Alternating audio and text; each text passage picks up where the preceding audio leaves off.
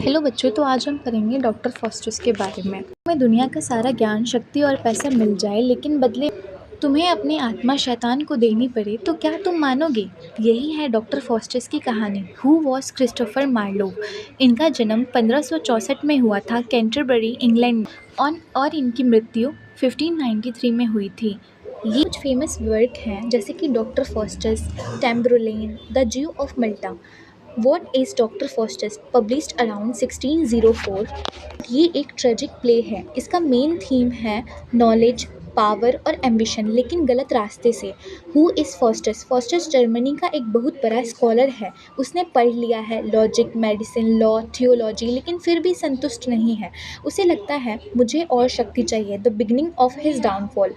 Faustus सोचता है normal knowledge से कुछ नहीं होगा, इसीलिए वे ब्लैक मैजिक सीखने का फैसला करता है। यहीं से ट्रेजेडी शुरू हो जाती है। यहाँ पे good angel versus evil angel भी है। पूरे प्ले में यही दो सिंबॉलिक कैरेक्टर्स आते हैं। गुड एंजल कहती है भगवान की तरफ लौट जाओ, जादू मत करो। एविल एंजल कहता है पावर लो, मैजिक सीखो, दुनिया पर राज करो। तो मैं आपको ये स्टोरी ना शॉर्ट में समझाऊंगी, ठीक है।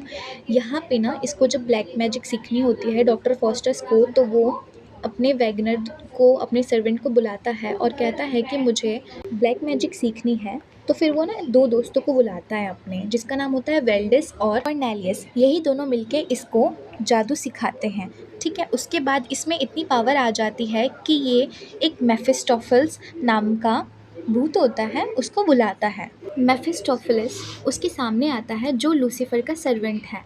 डॉक्टर फॉस्टर्स कहता है कि मैं अपना सोल तुम्हें दूंगा, लेकिन तुम मुझे 24 साल के लिए नॉलेज दो और पावर दो और मेफिस्टोफेल्स को मेरा सर्वेंट बना दो। उसके बाद मेफिस्टोफेल्स ये सारी बातें जाके लूसीफर को बताता है और ये डील करने के लिए रेडी हो जाता है। फिर होता है द ब्लड कॉन्ट्रैक्ट। ये सबसे इम्पॉर्टेंट सीन है। फॉस्टर्स अपनी आत्मा लूसीफर को बेच देता है, कॉन्ट्रैक्ट करता है 24 ईयर्स के लिए अनलिमिटेड पावर, और 24 ईयर्स होने के बाद वो अपना सोल लूसीफर को दे देगा। अपने खून से सिग्नेचर करता है तो उसका खून जम जाता है।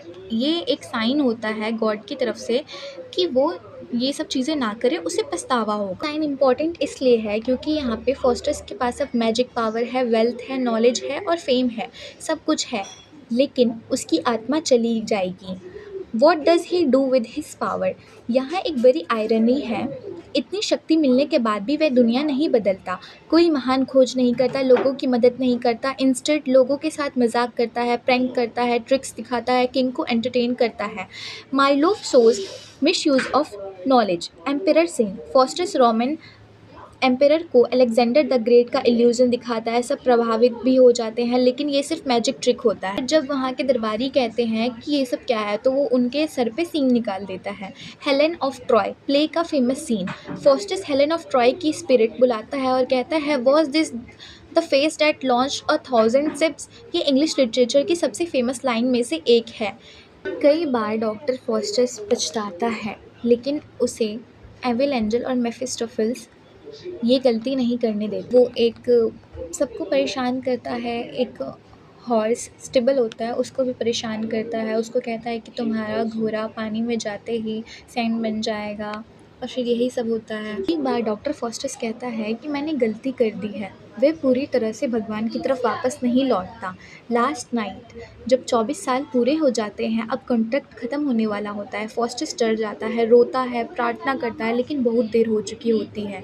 उसे इससे पहले ना एक ओल्ड मैन समझाता है, फिर भी वो नहीं मानता। जब वो पछताने की कोशिश भी करता है तो मेफिस्टोफेल्स उसे ऐसा कहने लगता है कि तुम अब मेरे वादे से पीछे नहीं हट सकते हो, ठीक है। बट लास्ट नाइट में बहुत देर हो चुकी होती है, 12 बज जाते हैं, तो फिर क्या कहते हैं डेविल्स आते हैं, फॉस्टर्स को घसीट कर हेल ले जाते हैं, उसकी आत्मा हमेशा के लिए खो जाती है।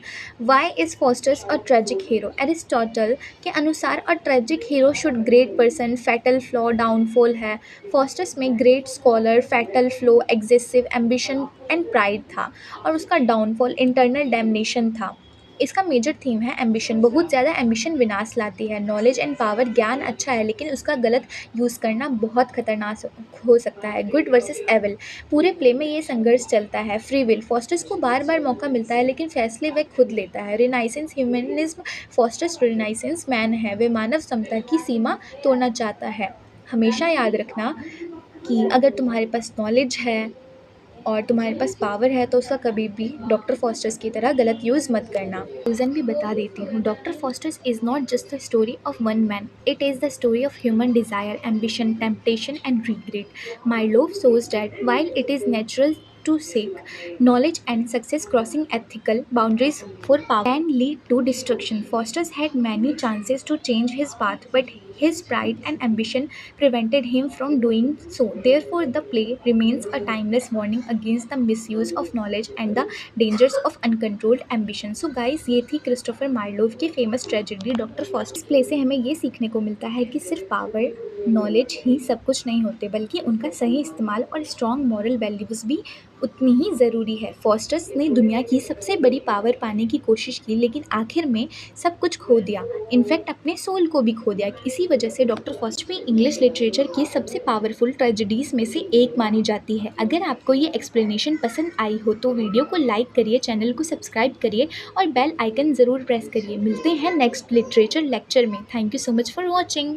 Bye bye. थिंक गाइस, मैंने यहाँ पे एक पिक्चर लगाई है जहाँ पे आपको सभी का कैरेक्टर दिखने को मिलेगा।